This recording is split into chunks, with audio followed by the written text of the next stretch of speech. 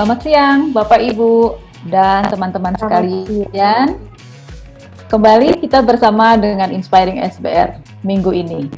Saya ucapkan terima kasih bagi Bapak, Ibu, dan teman-teman sekalian yang selalu mengikuti program Inspiring SBR. Memang program ini sengaja kami buat dari Sekolah Bogor Raya untuk kita semua agar bisa berbagi pengalaman, memberikan apresiasi, ya berbagi keterampilan yang membangun dan mendukung kita semua untuk menjadi pembelajar aktif yang memberikan inspirasi kesuksesan. Nah, siapa saja yang bisa mengisi program Inspiring SBR adalah komunitas Sekolah Bogor Raya seperti orang tua, siswa, staf, atau mungkin alumni, dan juga teman-teman komunitas Sekolah Bogor Raya yang tentunya punya semangat atau spirit yang sama. Bersama kita hari ini ada tamu spesial ya Bapak, Ibu, dan teman-teman. Kita hari ini ada Ibu Francisca Susilawati, sudah bersama Sekolah Bogor Raya sejak 18 tahun yang lalu kurang lebih. Beliau mengawali karirnya dari sebagai guru, lalu jadi kepala sekolah di tingkat sekolah dasar, dan saat ini menjadi manajer ya di bagian HRD, Human Resource Department, Sekolah Bogor Raya. Luar biasa pengalaman Ibu Siska ini, Bapak, Ibu, dan teman-teman sekalian. Beliau sangat aktif di organisasi guru, beliau juga rajin menulis ya, beliau juga penulis buku, dan juga aktif dalam aktivitas sosial. Selain itu, kita juga ada tamu lain, yaitu Ibu Dr. Christina Tarigan, spesialis penyakit dalam Finasim. Ya, khusus hari ini mengikuti Inspiring SBR dari Rumah Sakit Fania Bogor. Nah, Bapak, Ibu, teman-teman sekalian, saya mau sapa dulu ya. Ibu Siska, halo Ibu Siska. Kita mau bincang-bincang sama Bu Siska. Halo Ibu Christina. Apa kabar Bu Siska hari ini? Baik Bu Christina, selamat siang juga Dr. Christina dan Ibu Christina dan juga para pemirsa viewers YouTube Sekolah Bogor Raya ya. Salam sehat selalu. Ya, salam sehat. Kita lucu nih, hari ini saya ditemani orang yang namanya sama dengan saya ya, Dr. Christina Tarigan. Halo Dr. Christina, juga apa kabar Ibu? Saya baik, terima kasih sekali. Mudah-mudahan akan terus sehat ya semuanya. Amin. Apalagi sekarang di tengah pandemik ini sepertinya semua dokter sibuk ya dok ya. Apalagi mungkin Ibu nanti bisa juga share ke kita sedikit gitu bagaimana di rumah sakit ya. Apalagi kan dokter spesialis penyakit dalam nih dok, pasti secara langsung atau tidak mungkin berhadapan juga dengan berhadapan dengan pasien yang mungkin terserang COVID-19 ya dok ya. Bapak, Ibu, teman-teman sekalian yang ada di rumah ataupun dimanapun Anda berada, kita hari ini memang agak spesial. Hari ini saya akan menginterview Ibu Siska, ceritanya nih. Dulu beliau yang sering interview, jadi saya gantian ya Bu Siska ya. Berapa waktu lalu ya Bu Siska interview saya, nah sekarang saya deh yang mau bertanya-tanya nih sama Bu Siska ya. Bu Siska sempat dirawat di rumah sakit rujukan ya karena terinfeksi COVID-19. Kurang lebih berapa hari Bu di sana? 2 minggu 14 ya Bu hari? Christina ya. 14 hari ya dok, Ibu Siska ya. Ya. Pertanyaan saya pertama adalah begini Bu, apa sih yang Ibu lakukan ya ketika mengetahui Ibu positif terkena virus COVID-19? Mungkin Ibu bisa ceritakan kepada kita semua ya, awal terkena virus itu dan respon Ibu setelah mengetahui Ibu positif COVID-19. Silakan Bu Siska. Jadi begini ceritanya Bu Christina, nih panjang nih ceritanya. Pada bulan Agustus itu ya, kami dinyatakan positif COVID, satu keluarga dokter, jadi saya, suami saya, dan satu keponakan yang tinggal di rumah saya. Nah, pada saat itu sebenarnya kenapa kok tiba-tiba kita semua tes swab gitu ya? Pasti orang bertanya kok apa yang membuat kita semua tes swab. Jadi ceritanya awalnya adalah pada weekend, itu pada hari Kamis malam, itu keponakan saya yang baru berdinas dari Bali menginap di Bogor, menginap di rumah saya. Pada saat itu juga tidak ada tanda-tanda sakit, terus kemudian dia rapid sebelum berangkat pun tidak ada, hasilnya juga non-reaktif, terus langsung kemudian menginap di Bogor pada hari Kamis, Jumat, dan Sabtu. Sabtu paginya kembali ke Jakarta. Nah, pada hari Jumat itu saya datang ke sekolah seperti biasa, Dok. Jadi tetap bekerja, tetap datang ke kantor, tetap berinteraksi dengan teman-teman, ketemu dengan Bu Christina dan rekan-rekan yang lain lah. Kebetulan sekali pada hari Senin, Selasa, dan Rabu itu saya cuti. Karena hal sepele, tetapi dari cuti itu ternyata memberikan anugerah yang sangat besar bagi coworkers yang ada di Sekolah Bogoraya, karena akhirnya kemudian saya tidak berinteraksi secara intensif pada ketiga hari tersebut. Saya cuti karena sakit bisul pada saat itu, Dok. Jadi terlihat sepele, tapi ternyata ada blessing in disguise di situ ya. Jadi saya nggak masuk sekolah selama 3 hari.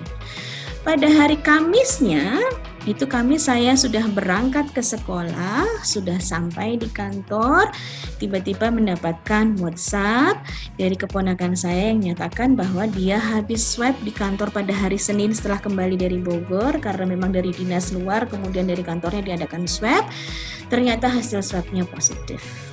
Nah, lalu pada saat itu juga saya langsung telepon ke office manager, menyatakan bahwa kantor saya harus dibersihkan, saya harus segera pulang karena saya ada kemungkinan potensi terkena COVID juga karena kami berinteraksi cukup intensif pada hari Kamis malam, Jumat, dan Sabtu tersebut. Saya pulang ke rumah, terus kemudian saya kontak suami saya dan keponakan saya. Kami bertiga langsung ke rumah sakit pada saat itu untuk melakukan tes swab. Sampai di rumah sakit dilakukan tes swab, kami kembali ke rumah. Kita masih deg-degan tuh, kita masih sangat berharap bahwa semoga hasilnya negatif gitu ya. Sambil menunggu hasil tes swab, saya mulai mengidentifikasi siapa saja yang sudah bertemu dengan saya, karena sebenarnya kita kalau ditanya asal muasal dari mana memang agak cukup challenging ya, dokter ya, karena itu ternyata bisa dari siapa saja dan kapan saja. Jadi kita mulai mencoba mengidentifikasikan pada hari Kamis, Jumat, dan Sabtu itu kita kemana saja. Kita hanya mengunjungi 2 tempat sebenarnya, dan kedua tempat itu adalah tempat makan dan sepi. Dan kami menggunakan masker, duduknya di meja bersama-sama gitu ya, dan melepas masker hanya ketika makan. Setelah makan kita pulang kembali, tidak ada interaksi-interaksi yang lainnya. Jadi memang kemungkinan ketika kita mengerucutkan kemungkinannya ada di mana, mungkin saja terbawa ketika keponakan saya dinas dari Bali, dari luar daerah. Terus sehari setelah itu, sebelum menunggu mendapatkan hasil positif itu, saya sudah berkoordinasi dengan pihak sekolah bahwa pada hari Jumat itu saya ketemu ini ada sekitar belasan orang ya Bu Christina ya pada saat itu ya, yang sudah ketemu dengan saya, dan kemudian sekolah juga sangat responsif sekali. I'm so grateful. Tanggapannya, responnya cukup cepat. Jadi ketika hasilnya keesokan paginya itu kami mendapatkan hasil dan dinyatakan positif 3-3-nya. Itu pada saat itu juga, pada hari itu juga rekan-rekan kerja saya yang sempat ketemu pada hari Jumat, walaupun itu tidak dekat, tapi semualah yang ketemu dengan saya kemudian langsung dibawa ke Rumah Sakit Vania ya Bu Christina ya.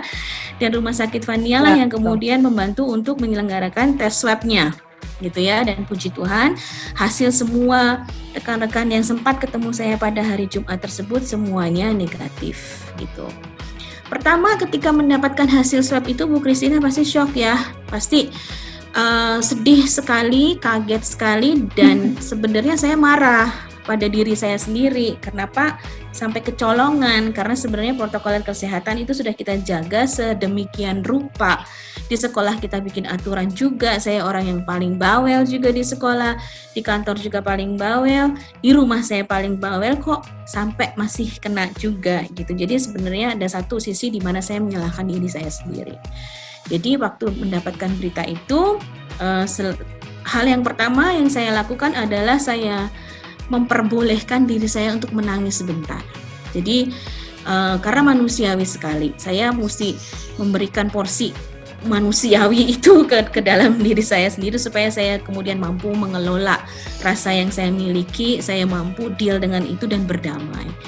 Gitu ya, dan ternyata nggak mudah gitu ya, nggak mudah untuk berdamai dan menerima ya sudah saya terkena COVID terus kemudian kita jalan itu nggak mudah, saya perlu waktu beberapa lama untuk itu nanti saya ceritakan.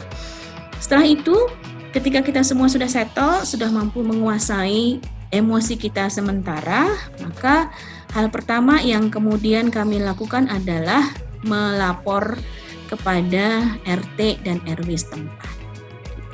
Dulu kita nggak pernah berpikir bahwa kita harus punya kontak person dari RT, RW, dan puskesmas terdekat ya dok, ternyata penting sekali itu. Karena kemudian merekalah yang membantu kami untuk melaporkan, jadi Pak RT dan Pak RW yang membantu kami untuk melaporkan ke puskesmas tempat.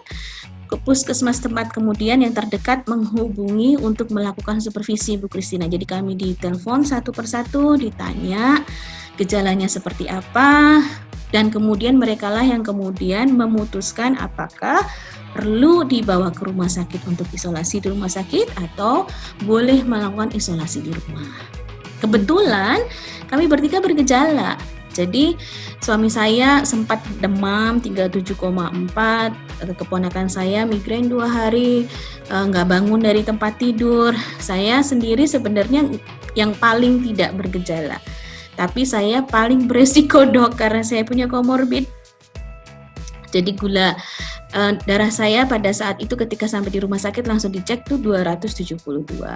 Terus kemudian tekanan darah saya juga cukup tinggi. Jadi akhirnya kemudian pihak puskesmas berkoordinasi dengan RSUD Bogor yang menjadi rumah sakit rujukan. Selang 1 hari setelah itu puskesmas membantu kami untuk mengatur kamar ya, karena juga tidak mudah untuk mendapatkan kamar, banyak sekali pasien yang harus mengantri kamar tersebut. Tapi puji Tuhan sekali lagi kami mendapatkan 3 kasur dalam 1 kamar bersama. Jadi kami tetap masih bersama di RSUD Bogor. Dan malam hari itu kami dijemput dengan menggunakan ambulan dari rumah sakit dari RSUD Bogor. Nah disitulah kemudian saya merasa sedih sekali pilu begitu, karena seperti itu saya berita-berita seperti itu saya lihat di TV biasanya ya. Kita lihat di TV ada pasien yang dijemput dengan menggunakan ambulans, terus kemudian masyarakat sekitar mengantarkan di depan rumah mereka masing-masing, dan itu terjadi di diri kami sekeluarga.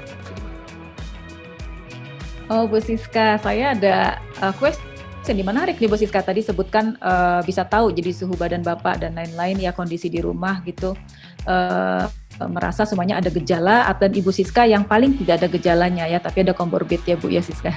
Bu Siska, saya mau tanya apa sih yang harus kita siapkan nih di rumah selama masa pandemik ini ya? Mungkin Ibu Siska sendiri juga sudah ada yang disiapkan di rumah selain melakukan protokol juga seperti tadi Ibu Siska ceritakan.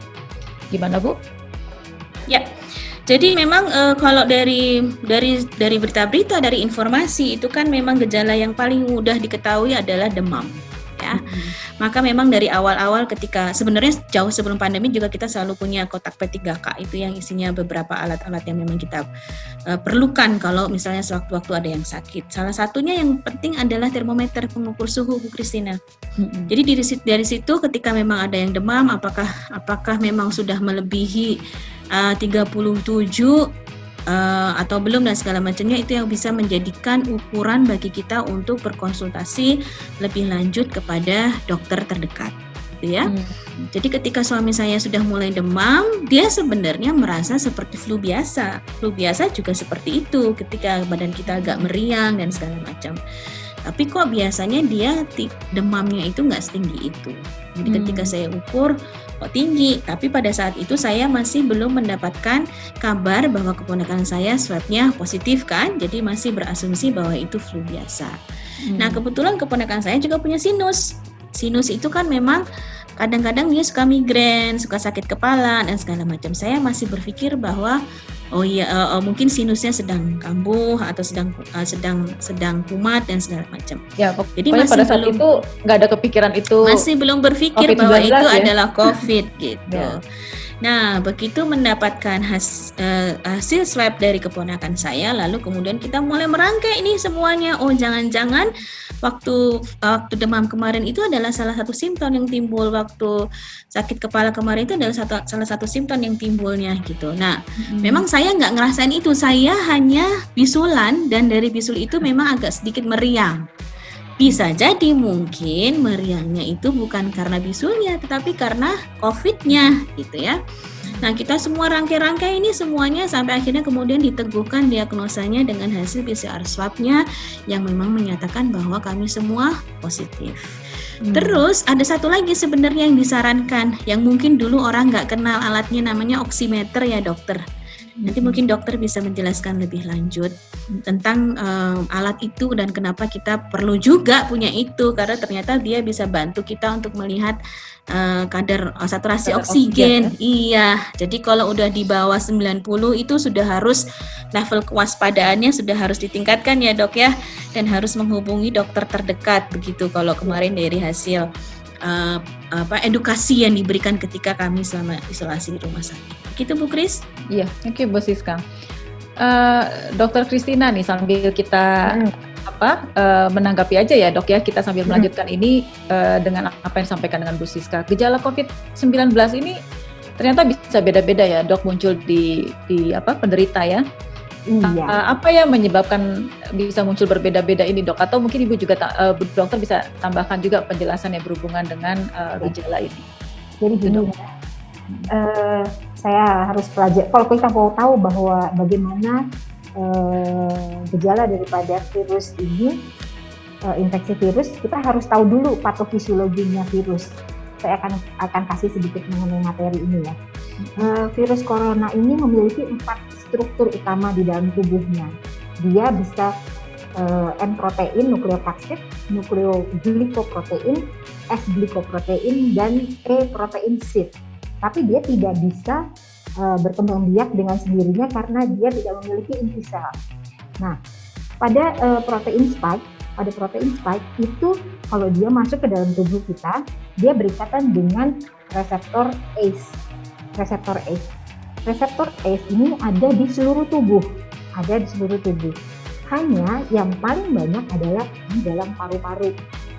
Karena itu kan kalau seseorang ini kan penularannya paling banyak melalui kontak, melalui droplet airborne ya. Jadi kalau ada seseorang yang bersin, dia batuk atau berbicara dengan ada bercakan yang keluar, terus terhirup oleh tubuh, terhirup oleh badan kita, yang masuk pertama adalah ke paru. Dan kebetulan reseptor ACE-nya itu yang paling banyak ada di dalam paru, sehingga akan menimbulkan gejalanya pertama adalah di paru. Tapi ACE ini juga ada di seluruh tubuh. Kalau dia masuk ke dalam paru, dia masuk ke peredaran darah, terus kemudian dia masuk ke dalam usus, dia berikatan dengan reseptor ACE yang ada di dalam usus, maka gejalanya nanti akan diare. Seperti itu. Nah, kalau misalnya dia kontak di dalam ke jaringan kulit, nanti banyak lagi gejalanya COVID yang ada kelainan di kulitnya. Nah, yang sekarang lagi banyak lagi itu kalau dia ada di dalam darah, terus kemudian di dalam darah ini dia terjadi hypercoagulable state namanya. Hypercoagulable itu adalah kondisi di mana saling bertumpuknya, saling berikatannya semua sel-sel di dalam tubuh, di dalam sel darah merah, sel darah putih semuanya ya, yang disebabkan karena virus tadi, sehingga akan menyebabkan terjadinya gumpalan. Gumpalan kalau di kita namanya emboli. Nah, emboli ini kalau dia ikut ke dalam darah, terus kemudian dia masuk ke pembuluh darah yang lebih kecil, misalnya ke jantung, itu akan terjadi serangan jantung. Terus kemudian kalau ini lari pergi sampai ke kepala, di kepala pembuluh darah yang lebih kecil akhirnya terjadi sumbatan di kepala, akhirnya menjadi stroke gejalanya. Itulah kenapa gejalanya bisa macam-macam nih. Orang datang dengan stroke tapi ternyata akhirnya COVID-nya positif. Atau mungkin dia kena serangan jantung, loh kok ternyata COVID-nya positif. Ya karena itu tadi. Ya, mungkin seperti itu. Kita kan seringnya itu ya, kita seringnya dengarnya Dokter Kristina sama Bu Siska sesak nafas gitu. Kalau yang kita populer dengar selain demam itu sesak nafas ya dok ya. Tapi dari keluarga Bu Siska tadi ada yang sesak nafas juga nggak Bu? Ada. Gitu kan nggak ada yang sesak nafas. Nggak ada ya. Oke. Nah kalau misalnya begini, tadi kan yang pertama kali yang paling banyak dan memang karena penularannya paling banyak ada melalui respirasi, berarti paru-paru kita dong yang kena ya. Kalau paru kita kena, terus kemudian dia di situ berinteraksi, dia membelah diri dan merusak sel-sel paru sehingga terjadi kerusakan sel paru. Kalau saya sudah beberapa kali, soalnya banyak banget pasien ya, kasus kebetulan saya nanganin di Ciawi, RSUD Ciawi. RSUD Ciawi itu RSUD Ciawi itu menangani sekitar 50 pasien dalam satu hari. Itu sampai sekarang tuh dok? Masih sampai sekarang. Masih tinggi begitu ya dok ya? Masih tinggi begitu. Jadi nanti hari pertama dia terinfeksi, paru-parunya bagus nih hasil fotoronsennya. Setelah 3 hari di fotoronsen ulang, itu bisa fotoronsennya habis di paru-paru. Itu yang disebabkan karena virus yang menghabiskan sel-sel yang ada di parunya. Itu yang namanya pneumonia. Pneumonia nanti ada ringan, sedang, dan berat. Ya seperti itulah. Jadi nanti akhirnya kalau misalnya dia memang itu yang bahayanya yang tadi udah dibicarakan tadi sama Ibu Francisca ya, yang namanya happy hypoxemia. Kehebatannya lagi ini virus ini menyebabkan kerusakan di paru, tapi tidak disertai dengan rasa sesak yang berlebihan. Itu makanya penting sekali kita mengukur kadar SpO2, kadar oksigen di dalam darah dengan pemeriksaannya menggunakan alat yang tadi dibicarakan ya. Itu kalau dia turun kurang yang normal adalah 96, 97, 98, 100%. Tapi kalau sudah mulai turun dari 96, kita sudah harus tahu bahwa ini sudah mulai turun nih. Kadar oksigen saya penyebabnya kemungkinan besar ya salah satunya karena itu tadi kalau memang. Nah, yang paling penting sekarang, kalau misalnya kita sekarang ini lagi musimnya COVID. Jadi kalau saya sempat ada demam, terus kemudian mulai tenggorokan saya sakit, kemudian saya mulai rasanya nggak enak nih, kok badannya pegel-pegel nih, nggak enak ya. Nah, carilah bagaimana sih, apa sih benar saya tertular atau tidak ya. Nggak usah nunggu sampai beberapa hari, karena hitungannya itu cuman waktunya sempit.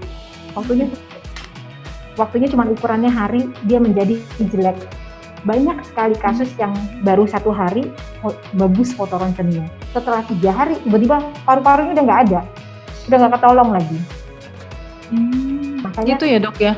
Iya, jangan. Kebanyakan orang kan mungkin mengira itu apa sih tipes, apa demam berdarah gitu ya dok ya. Terus akhirnya ditunggu gitu sampai 3 hari minum obat panas sendiri udah aja. Enak nih minum obat demam, udah enakan, udah saya nggak usah perlu. Nah kalau sekarang lagi zamannya sekarang, jangan sekali-sekali berani seperti itu. Jadi kalau sudah mulai rasanya, soalnya kita kontak nggak tahu dari siapa nih, lebih banyak yang OTG, orang tanpa gejala. Saya nggak tahu kontak dengan siapa di keluarga. Mungkin kalau kita di rumah, saya pergi ke kantor, saya pergi ke tempat saya kerja, saya pergi ke pasar, saya pakai semuanya lengkap. Tapi begitu sampai di rumah, saya bebas deh. Padahal justru di rumah kita tahu. Betul. Kita tahu siapa, dia ketemu sama siapa tadi barusan di luar, gitu ya. Jadi tidak boleh seperti begitu. Nah, kalau tadi saya mau bilang bahwa memang gejalanya demam. Jadi kalau gini, kalau ada pasien datang ke rumah sakit, itu nanti ada kriteria penilaian, ada form penilaian.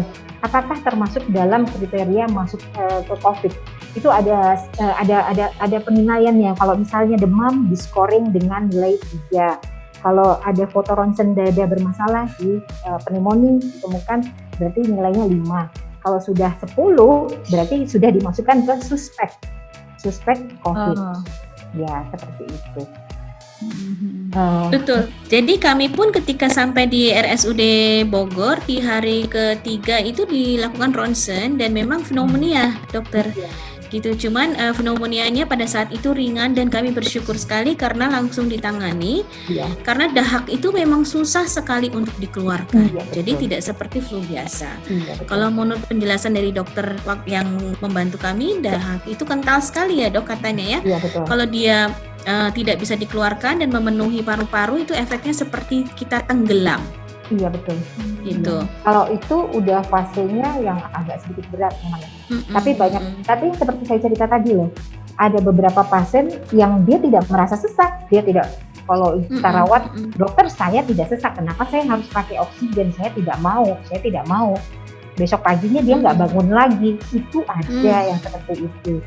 2-3 pasien seperti itu sampai tanda tangan Bu, kalau nggak mau dipakai oksigen tanda tangan. Kami udah tahu SpO2-nya sudah 90%, pasien tidak mau pakai oksigen.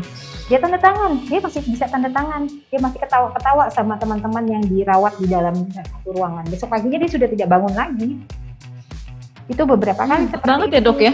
Iya, makanya memang pemeriksaan oksigen, kadar oksigen pakai oximetri itu penting sekali memang untuk mengetahui bagaimana kadar oksigen di dalam darah, karena kebanyakan happy hipoksemia, tidak ada gejalanya dia.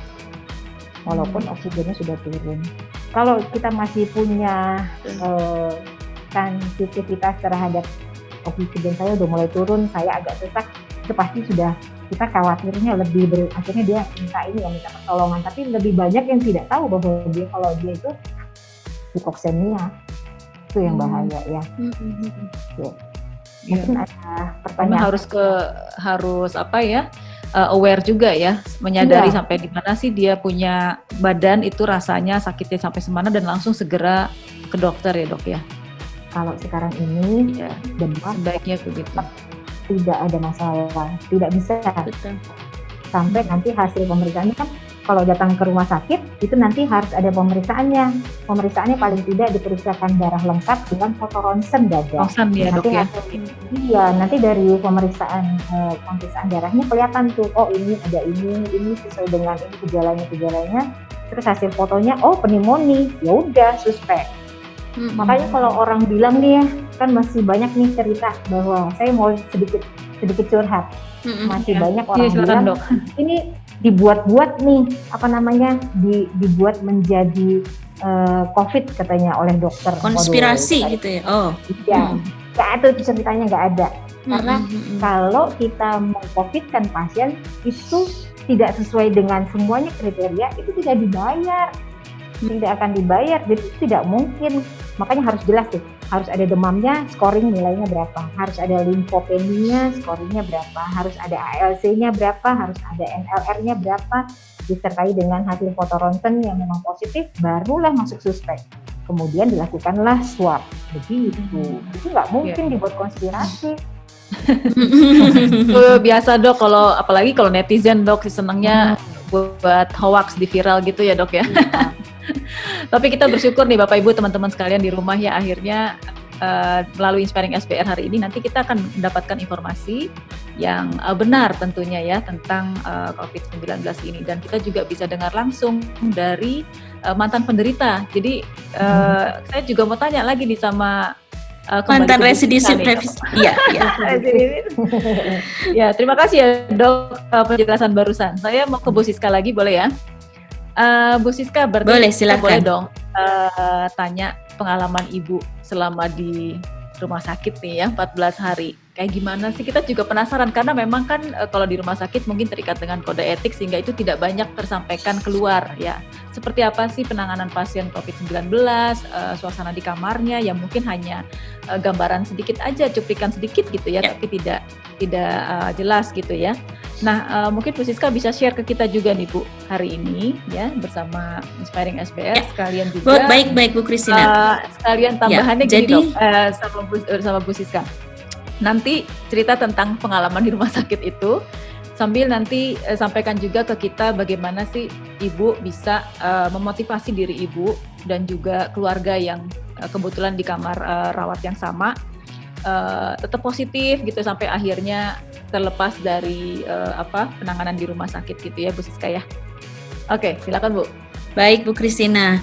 Jadi memang banyak cerita tentang penanganan pasien COVID-19 ya. Tapi kami ini yang mengalaminya langsung itu saya boleh bilang saya harus acungkan jempol kepada semua tenaga kesehatan dari mulai rumah sakit sampai puskesmas. Jadi ini pengakuan nih. Pengakuan dokter kami ini waktu mau pertama kali disarankan oleh puskesmas untuk masuk RSUD, saya menolak sebenarnya pada saat itu karena saya takut. Saya merasa saya lebih nyaman di rumah. Nanti kalau di rumah sakit ketemu dengan pasien lain seperti apa?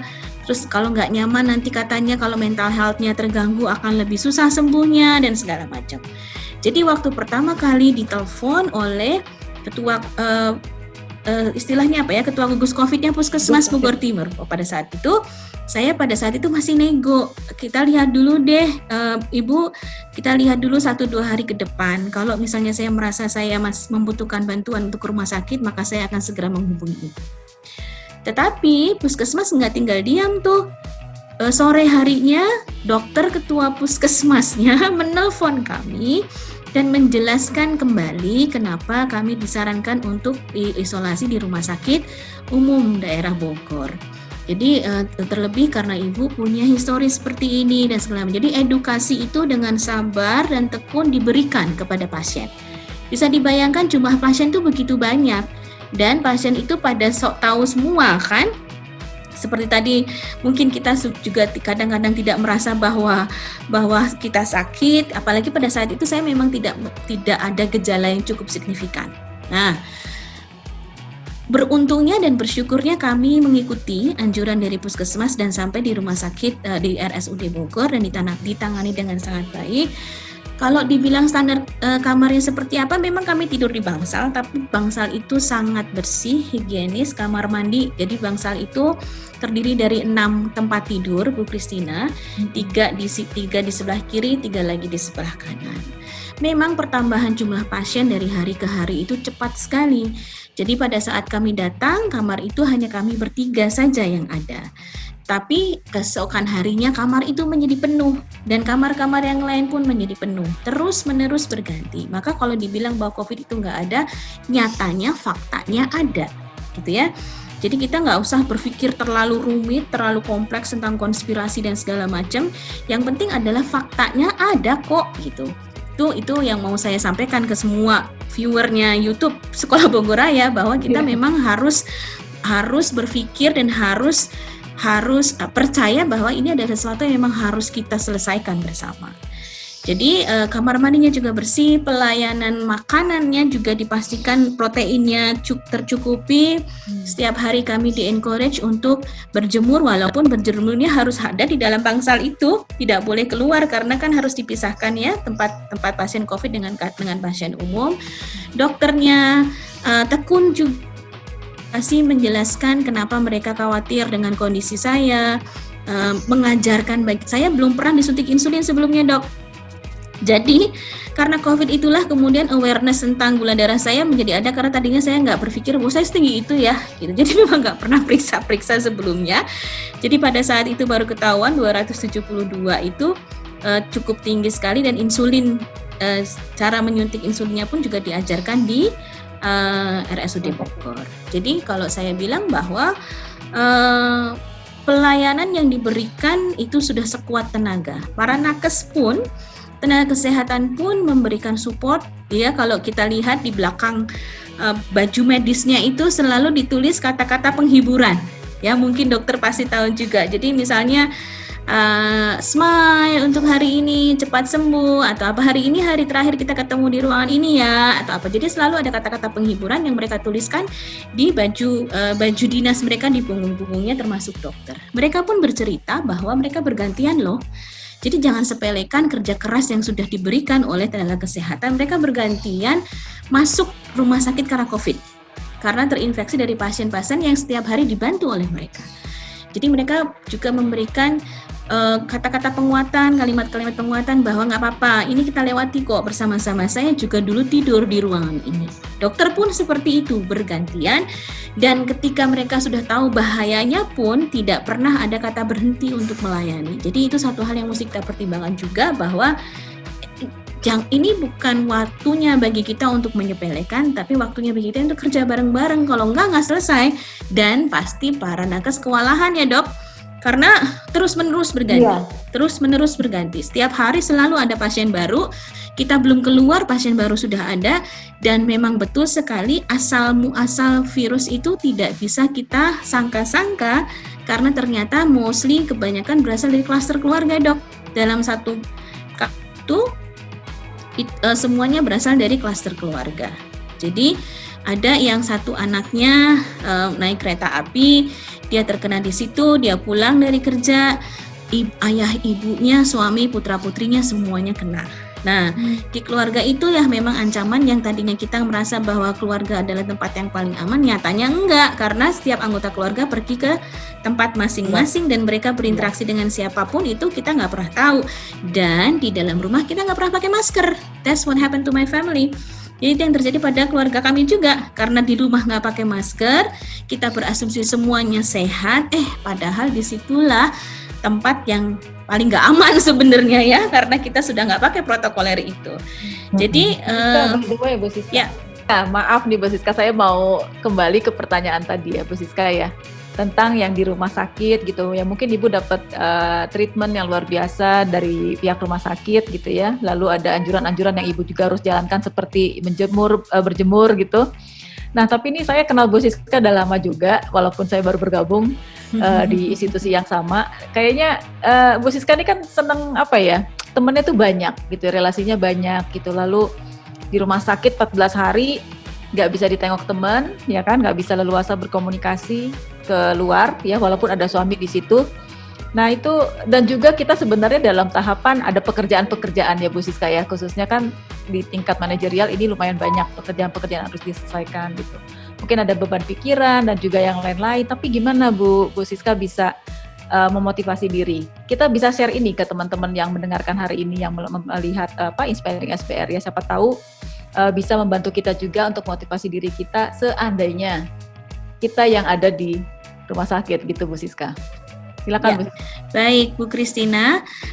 Memang tidak mudah bagi saya untuk menjalani masa isolasi di rumah sakit tersebut.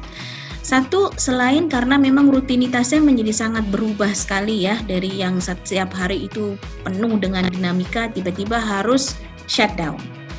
Itu tidak mudah sekali. Dua, saya pada hari-hari pertama di rumah sakit malah dropping down, dokter. Jadi yang tadinya tidak bergejala, tiba-tiba saya menjadi tidak bisa mencium apa-apa dan tidak bisa merasakan apa-apa. Yang lain oke-oke saja, saya kehilangan itu penciuman saya dan indera perasa saya.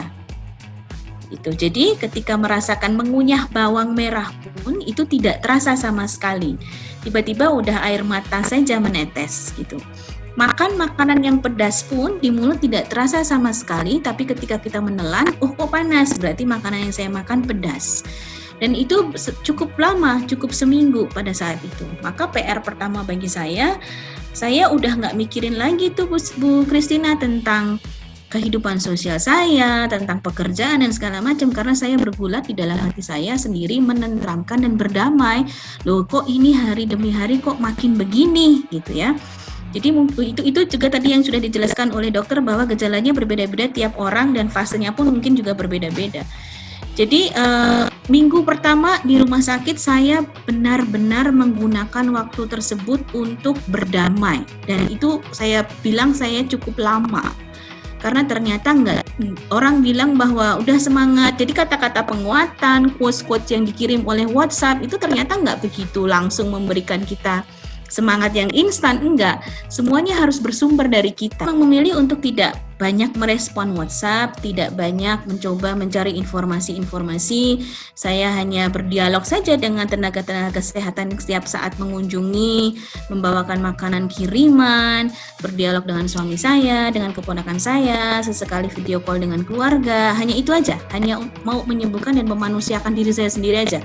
Karena ternyata kekhawatiran itu nggak bisa kemudian kita deny, nggak bisa kemudian tiba-tiba hilang begitu saja ketika orang mengirimkan quotes-quotes, mengirimkan kalimat-kalimat menyemangati, enggak kan, semuanya itu harus dari kita. Dan ternyata setua saya pun perlu waktu begitu ya untuk mengelola itu semua. Saya perlu waktu cukup lama kalau saya bilang. Biasanya saya menghadapi stres atau krisis itu agak cukup cepat. Ini saya butuh waktu cukup lama, Dok, untuk deal dengan itu dan menerima oke.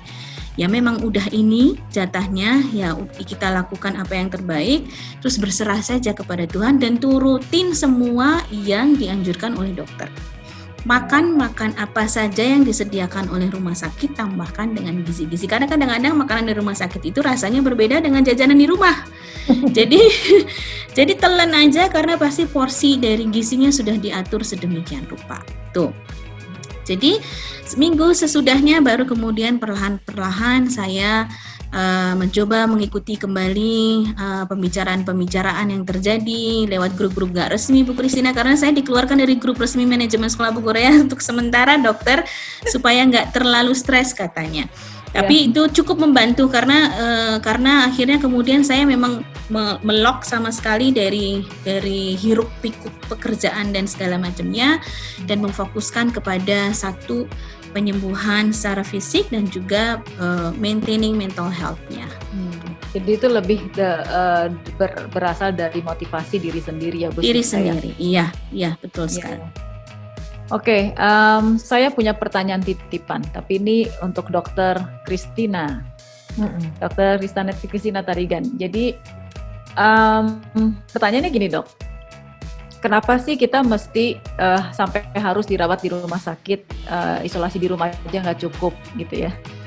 Walaupun tidak sesak nafas. Jadi ini mungkin karena masih pendapatnya adalah gejala paling berat itu sesak nafas sehingga harus di rumah sakit pakai yang dikenal di viral kan begitu ya, Dok ya. Terus pakai alat semacam ventilator gitu, Dok. Jadi kenapa mesti harus ke rumah sakit? Jadi gini, ini kayaknya kalau ada keputusan presiden yang paling baru yang menyatakan bahwa semua pasien walaupun dia tanpa gejala harus dirawat supaya dia kasus COVID-19. Iya, dengan kasus COVID-19 harus dirawat atau harus isolasi tapi tidak boleh di rumah. Memang masalahnya karena penyebaran tadi, karena kontak dengan orang-orang yang ada di sekitarnya atau dia merasa bahwa dia tidak ada masalah, dia keluar dia kemana-mana tanpa alat-alat pelindung diri untuk melindungi orang lain, bukan melindungi diri sendiri. Jadi memang sekarang ini harus isolasi mandiri pun tidak boleh di rumah lagi.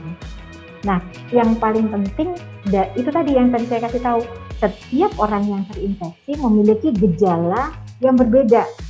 Dan kalaupun misalnya dia hari ini baik, belum tentu 2 hari, 3 hari itu tetap di dalam kondisi yang baik. Tidak bisa itu. Kita tidak tahu bagaimana perkembangan virus yang ada di dalam tubuh kita. Kalau dia berkembangnya begitu cepat, begitu dahsyat, begitu jeleknya membuat paru-paru kita rusak, itu seperti kita ketahui ya, paru itu tidak akan kembali normal. Itu tidak akan bisa. Jadi kalaupun pasien itu sudah sembuh, walaupun tadinya parunya sampai jelek sekalipun, itu nanti ada efek samping, efek yang di belakangnya pun jelek. Paru-paru tidak akan kembali normal, pasien tersebut akan terus memerlukan oksigen, pasien tersebut akan sesak jika dia bernafas. Yang seperti itulah yang harus kita hindari, jangan sampai sebegitu banyaknya orang yang jatuh dalam kondisi parunya jelek, nanti akhirnya dia tidak bisa bekerja dengan baik, akhirnya dia tergantung dengan orang lain, akhirnya tidak menghasilkan, terus akhirnya nanti jadi negara ini menjadi jelek lagi nanti terakhirnya kondisi. Iya dong, dia jadi tidak bisa bekerja, dia tidak bisa aktivitasnya lebih baik lagi dengan kondisi sakitnya yang dulu sehingga menyebabkan scar pada parunya, tidak bisa aktivitas lebih bagus lagi sehingga tidak bisa menghasilkan. Akhirnya negara ini bebannya menjadi lebih tinggi lagi. Terus kita tidak tahu gimana pasien ini nanti tadi kalau dia cuman masalahnya di paru saja, mungkin nanti akhirnya bisa baik. Tapi kalau nanti misalnya sampai kemana-mana, itu ceritanya lain lagi. Kalaupun pasien tersebut merasa bahwa dia baik, itu pastikanlah dengan pemeriksaan dulu. Pemeriksaannya nanti banyak yang harus diberikan di rumah sakit. Bagaimana elektrolitnya, bagaimana gulanya, bagaimana analisa gas darahnya, apakah semuanya baik, dan itu banyak juga tidak ketahuan kalau tidak dengan pemeriksaan. Makanya sarannya adalah jika ada gejala apalagi pernah kontak dengan pasien-pasien yang positif, datanglah ke rumah sakit, periksakanlah bagaimana kondisi saya, bagaimana status saya. Nanti kalau memang kondisinya bagus, terus memenuhi syarat bahwa bisa isolasi mandiri, akan diberikan. Tapi isolasi mandiri sekarang tidak bisa di rumah. Isolasi mandiri sekarang harus di ruangan khusus yang disediakan oleh Pemda masing-masing. Di kota ada ya. Ya kayak hotel gitu ya dok ya, yang sengaja dirubah fungsi gitu ya dok ya, jadi tempat isolasi. Sekarang ini kalau di kota itu di daerah, itu mas saya kabupaten ya. Kalau di kota ini saya kurang tahu nih. Tapi ada tempat untuk isolasi. Kita harus ke sana, tidak bisa lagi di rumah.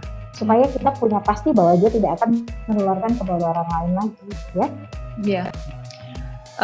Baik dok, ini kita cukup lama juga bincang-bincangnya ya, seru sekali. Jadi kalau di Rumah Sakit Fania sendiri ada pelayanan untuk mendukung ini ya dok ya, maksudnya untuk pemeriksaan COVID-19. Oke. Sampai sekarang Rumah Sakit Fania sesuai dengan standar prosedur yang sudah berjalan mengikuti Kemenkes, bisa diperiksakan darah lengkapnya dulu jika ada keluhan demam dan batuk dan anosmia itu tidak bisa mencium. Itu biasanya kami akan periksakan darah lengkap, nanti dari hasil pemeriksaan darah lengkap dilakukan lanjutannya lagi dengan pemeriksaan toraks PA untuk mengetahui apakah ada pneumonia atau tidak. Terus kemudian bisa dilakukan paling tidak pemeriksaan tes cepat mandiri. Kalau melakukan swab itu bisa dilakukan juga di Rumah Sakit Fania, tapi tidak di Rumah Sakit Fania pengertiannya kami bekerja dengan instansi lain dan bisa selesai dalam pemeriksaannya 2-3 hari sudah selesai hasil pemeriksaan untuk swab. Oke dok. Kita nggak tahu ya Bapak Ibu dan teman-teman di rumah ini akan kapan berakhirnya, tetapi yang bisa kita lakukan ya adalah pertama kesadaran diri kita masing-masing dulu, kita follow protokol kesehatan, mengikuti protokol kesehatan yang ada, mengikuti peraturan dari pemerintah, ya kan, menjaga kesehatan badan kita masing-masing, karena kita juga tidak hanya mencintai diri kita, tentu saja keluarga yang kita kasihi dan juga orang-orang lain di sekitar kita ya, supaya seperti tadi disampaikan Ibu Siska dan juga Dr. Christina hari ini bahwa ini bukan tugas misalnya ada tenaga medis saja atau tugas dari masing-masing keluarga yang sudah ada anggotanya kena COVID-19, tapi ini menjadi tanggung jawab kita semua ya, kita bersama. Dr. Christina Tarigan, terima kasih banyak untuk waktunya hari ini dok. Terima kasih. Ya, sehat selalu ya dok.